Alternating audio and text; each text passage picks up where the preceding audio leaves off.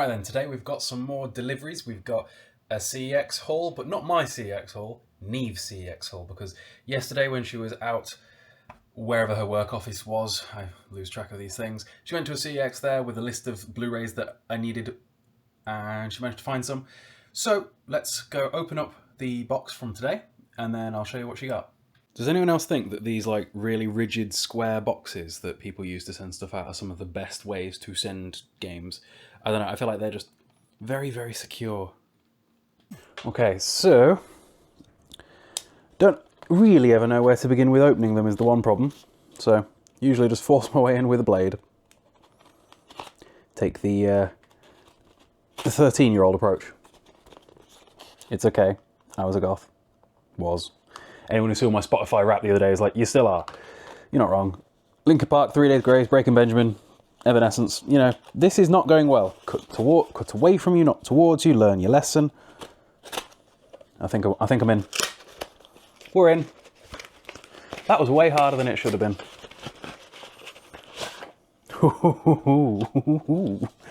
All right, so today, with a slight scuffing of the corners, but otherwise seemingly perfect condition, we have got a Black Ops 1 Steelbook to add to my Call of Duty Steelbook collection. And it does in fact come with the game. A lot of these Steelbooks that I get often don't come with the game. It's something that the rarer Steelbooks like Sekiro don't come with the game. Also, interestingly, I made a video about the Sekiro Steelbook yesterday and people were like, actually, Bloodborne does have a Steelbook. And I'm like, does it? So I searched it up and apparently it does. It's just pretty expensive and rare. There's one right now going for like 100 quid on eBay.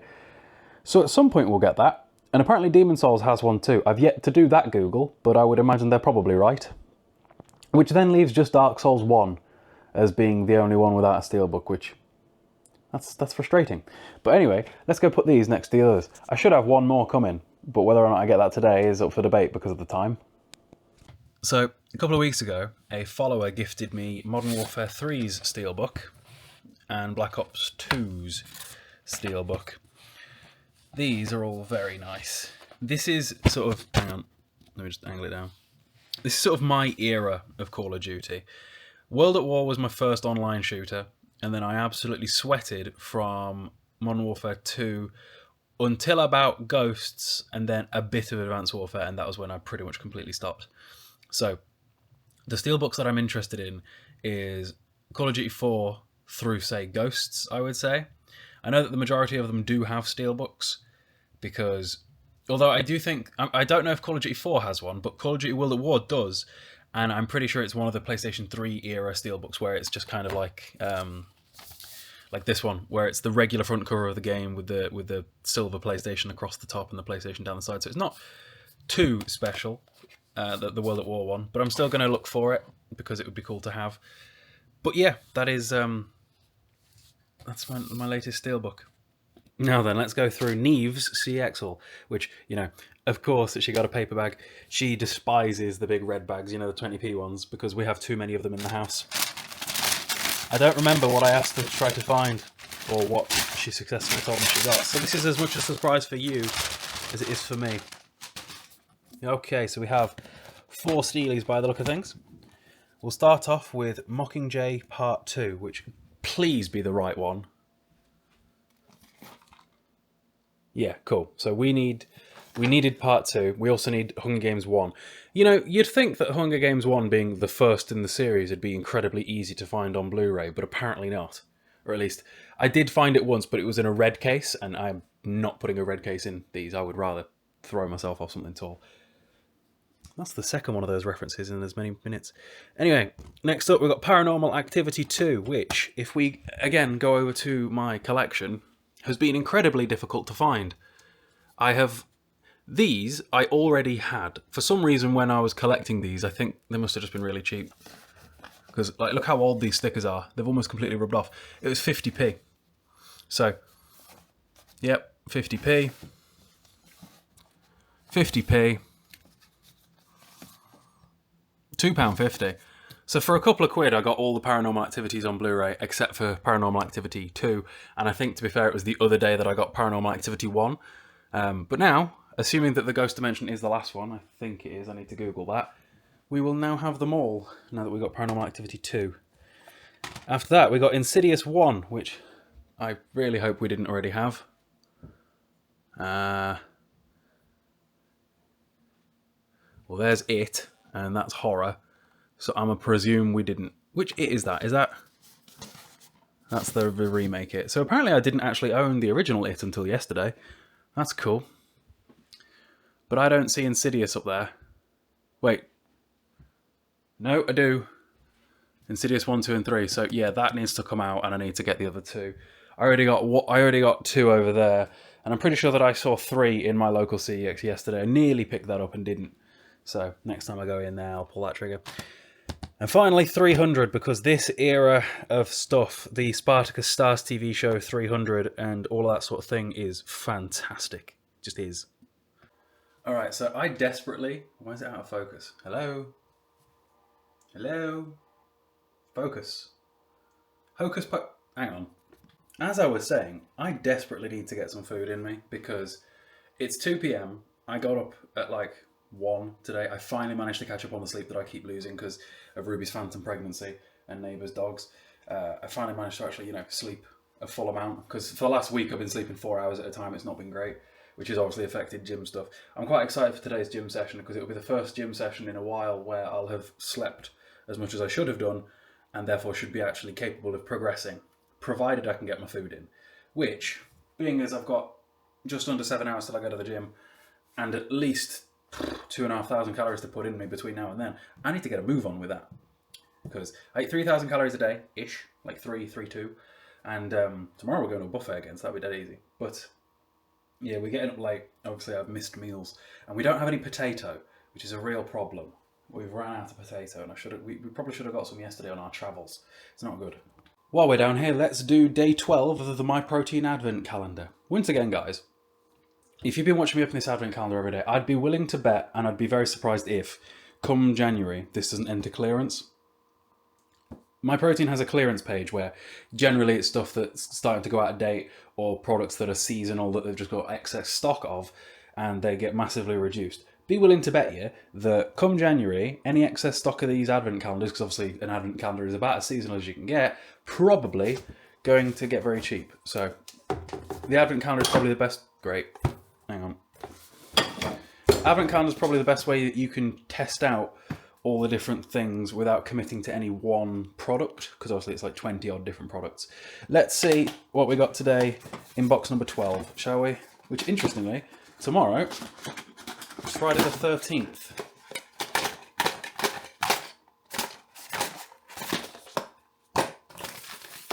We've got a sample of I've never heard of... Oh, it's the vegan clear... Oh, no, it's the vegan Clearway. I was about to say, I've never heard of raspberry mojito flavoured Clearway because I pretty much stick to my Vimto Clearway permanently. But it's the vegan one, which means I really don't trust it because I just don't trust that it's going to be a complete protein source. I'll give it a go at some point, but there you go.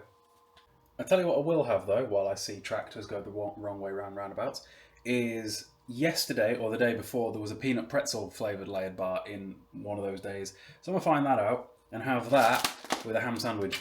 That should be a quick 500 calories and 40 grams of protein. Let's begin.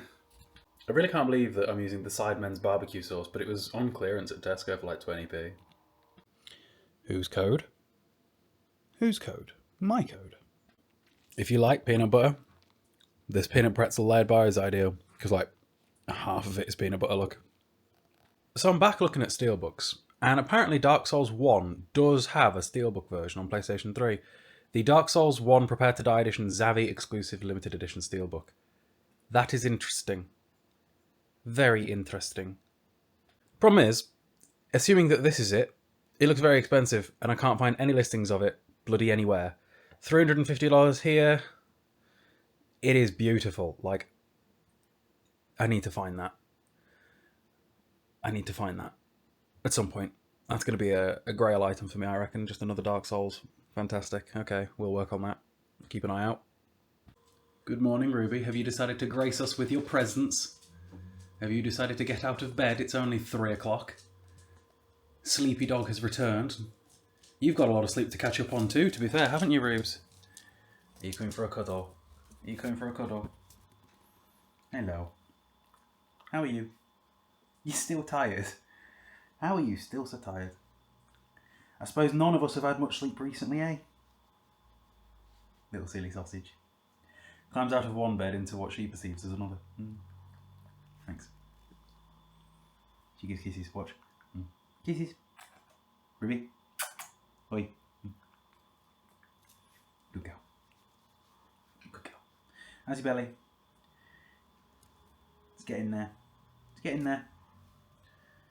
You are a silly sausage. Look at these for big yawns, Ruby. All these yawnings. What's this? Little paws. Little paws. Flops. Flops. It's like that one scene in Harry Potter where his hand went all... You know what I mean? Okay, it is time for us to replace some DVDs with their Blu-ray versions again. We have got a stack of, I don't know, maybe 10 to go through. And of course, you guys will be witnessing the TikTok version of this live. So let's begin that, shall we? TikTok. Okay. It's a weird world, this, doing them both in the same one. Let's hold them. Bloody hell. Time to replace some DVDs with some Blu-rays. Okay. Technically, some of these are brand new, so it's not exactly going to be that simple. Someone's going to comment on those on TikTok, though. It's fine. All right, let's go into the bigger camera because it looks better. All right, first of all, we got Spider-Man Into the Spider-Verse out. Of course, it's not easy to find. Of course, it's not bloody easy to find. Where is it? There it is.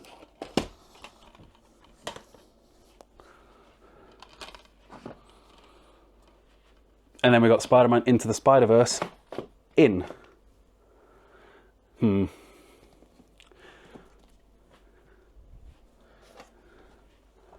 Next up, we got Across the Spider-Verse. Next up, we got Spider-Man Across the Spider-Verse, which I didn't already own on regular DVD, so I'm going to have to start replacing things to make some space. Out comes Iron Man.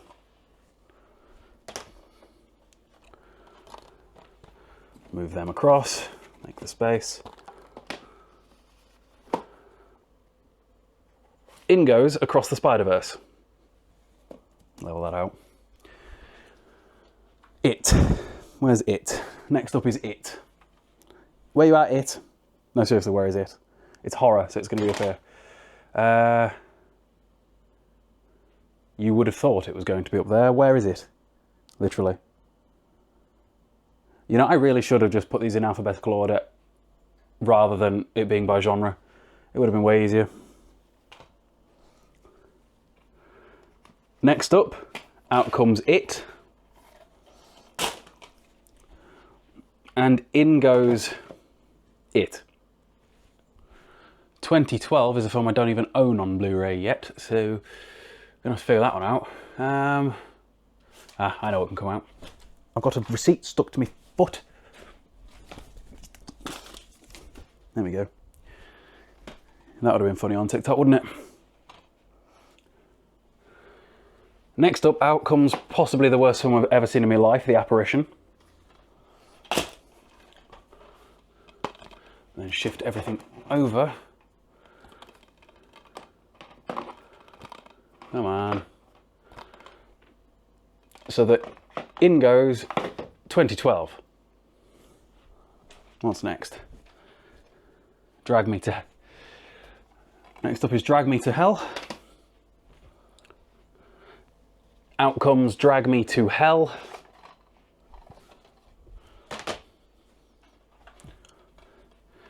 In goes Drag Me to Hell. And if you guys have made this far into the video, drop me a follow. We're on the road to 500k. Love you. Right, now what? Kingsman Golden Circle. Otherwise known as Kingsman 2. Are we having fun over there?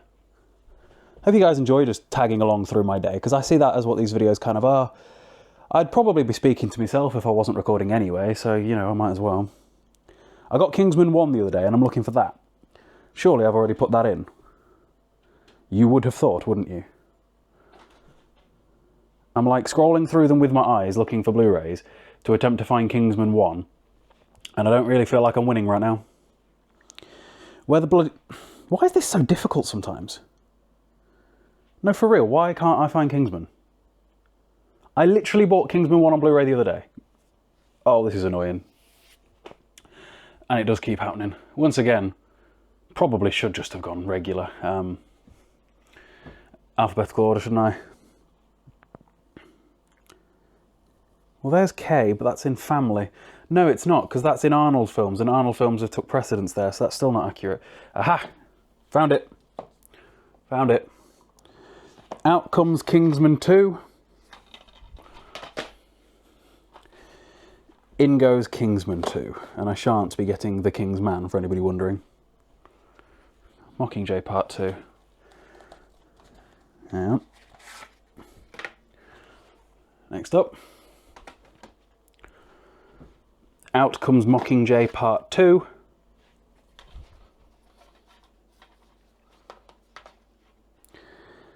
Here's a good example, by the way, of why I collected DVDs and not Blu-rays to begin with. Back when I got this, it was £3.50 for the DVD version.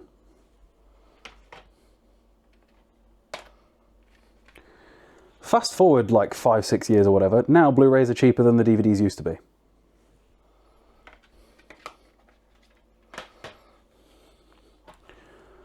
Anyway, that's Mockingjay Part 2 in. Just Part 1, just Hunger Games to go at 50p.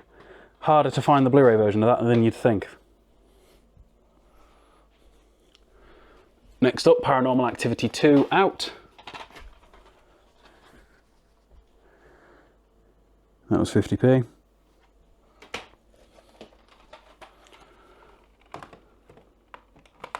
Hi. Paranormal Activity 2 in. And I think that's all the Paranormal Activity's done. Insidious 2 is going to have to stay out for a little bit longer. 300. Well, that's going to be over here, isn't it? Because it's, you know, a number. Surely it's up there. Oh, for God's sake. Where's 300? I definitely own 300 on DVD. There's no way I don't. I don't think I owned 300 on DVD, so I've put it in. At some point, I think I'm going to rearrange these and have it be actually alphabetical order, rather than the current system of by genre, because genre is not working when it comes to actually finding these, which sort of defeats the point of having them organised even slightly. But it's annoying, because, like, for example, I've got all the Guy Ritchie stuff over here together, and then I also have, like, by actor sometimes, so, like, I've got collections of, like, Arnold all together, or Will Smith all together. Although Will Smith has been in a strange amount of films that begin with I and H, which, you know, follow on from each other. I Am Legend, Independence Day, I, Robot, Hancock, you know what I mean? Anyway, that's all of them for today. You know what I've decided my next job is going to be, because I said I was going to do this the other day, is I'm going to go through and actually catalogue what Blu-rays I need, rather than just guessing. Let's do that. Okay, so what I'm going to do is I'm going to go left to right, shelf by shelf, making a list of each thing that I want on Blu-ray. Granted, I'm going to make this list not knowing whether or not they actually own or have Blu-ray versions, because some of these films are obscure enough that they just don't seem to have Blu-rays, which is kind of annoying. So we'll work on that. This has actually taken longer than I thought it would. Like, it's been like 5 minutes, and so far I've got Room 1408, Blade 1-3, Butterfly Effect, Cabin Fever, Child's Play 1 and 2, Conjuring 1-3, Annabelle, Dog Soldiers, Event Horizon, Evil Dead 1-3, Evil Dead Rise, Evil Dead 2013, Final Destination 1-5, all of the Friday the 13th films, Get Out, Us, and Grave Encounters 1-2. That, so far, has only been from about here to about there. So I'm going to take a break, because I've been studying now for like 20 minutes. Alright, it's food time again. Well, protein shake time. So, as always, chocolate orange. Whose code? And Ruby has decided to grace us with her presence. Look, she's just got out of bed. Hi, Ruby. Good morning. You better still sleep tonight, because you've done lots of sleeping today. because I ain't going down. Alright. Down the hatch.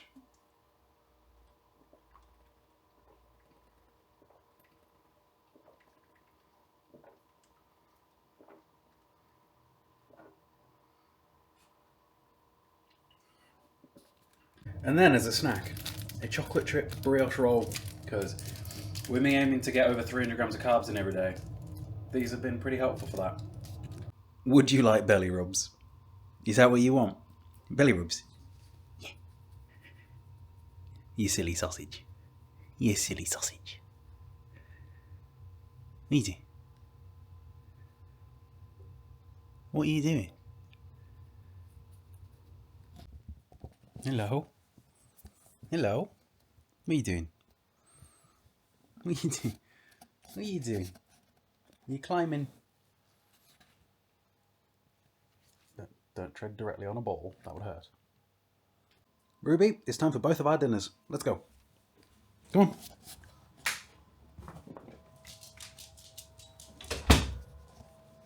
Hopefully I've not burnt it. What's going on here? Why does it look like that? And now, time for some cereal. I swear, today feels like I have not stopped eating all day. So I'm just sat here drinking my pre-workout before I head off to the gym, right? And I'm watching PC build videos because that's what I've been obsessed with the last few weeks. And I've just watched a video about the release of the 5090. And the comments baffle me.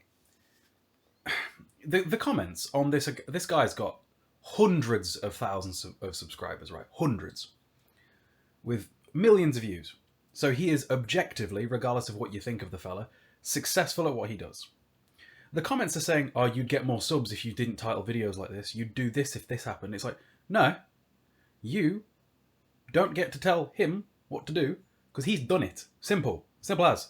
Same way if, like, for example, I need an electrician to come to my room to... I need to pay an electrician to come put more plug sockets in the walls and upgrade my stuff because that is a skill that I don't have. I would not presume to tell him how to do his job, and if I were to do that, I would be an idiot.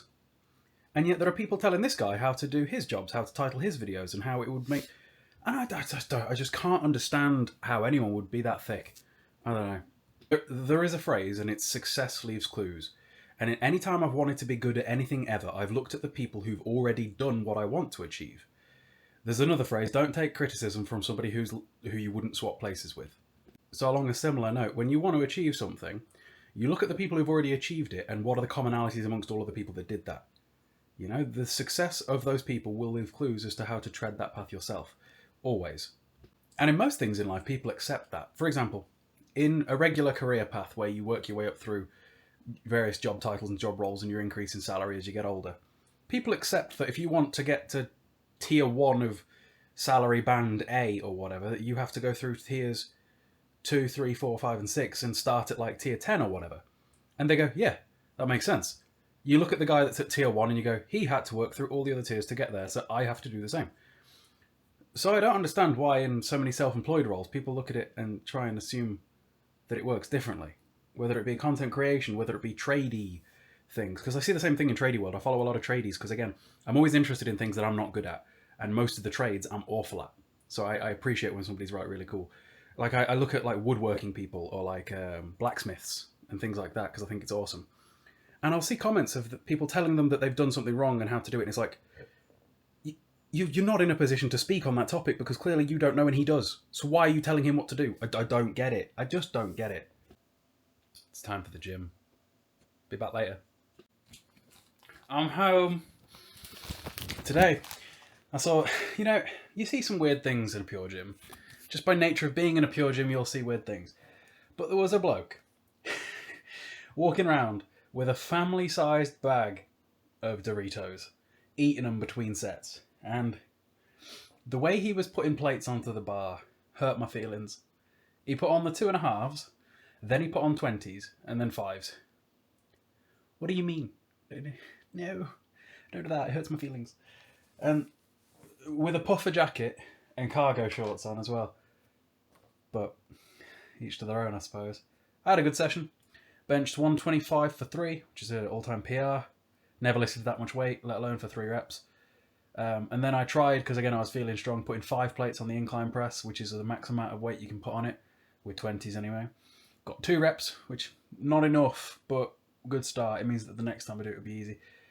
Tried 2.5 plates on the shoulder press, failed. Went back down to 2 plates and then 1.5 plates to the back off. Couldn't do dips today because Neve's got her car with my gym bag in, so I didn't have my dipping belt. Yeah. Here's a funny one for you. How old were you when you started being left alone in the house by your parents? Whether it be for a few hours or overnight, or both, because I suppose it's 2 different milestones. Those that have kept up with my family history know that I didn't exactly have the normal childhood, in which case I was 13 the first time I was left alone in the house for a week, and I had loads of fun. I turned out all right.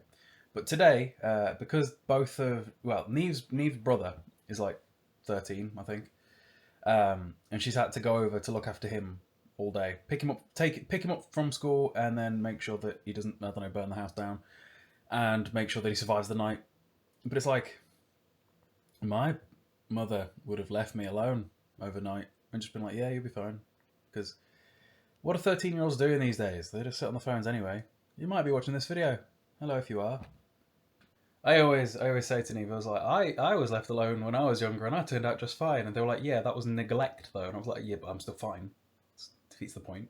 So yeah, I'm curious. How old were you when you started being left alone in the house on your own for hours versus overnight?